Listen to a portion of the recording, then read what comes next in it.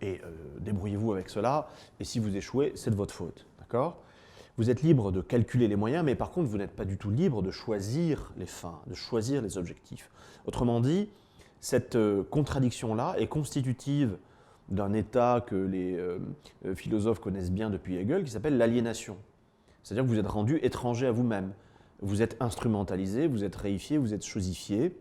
Et tout cela conduit évidemment à ces désastres psychosociaux de masse que l'on connaît dans le monde du travail, dès les Trente Glorieuses, qui sont évidemment les douleurs corporelles issues de la psychosomatisation, les dépressions, qu'on appelle burn-out dans le milieu du travail. Ces pathologies psychosociales que l'on décrit, on les désigne effectivement de manière un peu abusive sous le nom de nouvelles maladies. Elles ne sont pas du tout nouvelles. Elles sont aussi vieilles que, un, l'organisation économique capitaliste d'une part, et deux, le principe de subordination dans le travail, qui est au fond la véritable source de l'aliénation.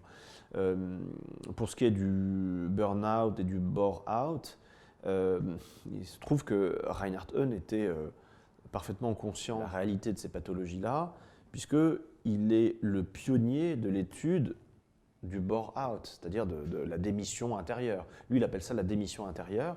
Il y a consacré des livres dès les années 70. Si vous voulez, le propos d'un travail comme ça, ce n'est pas forcément de trouver les origines nazies de tel ou tel phénomène, du Chief Happiness Officer ou du management libéral, mais il s'agit de voir ce que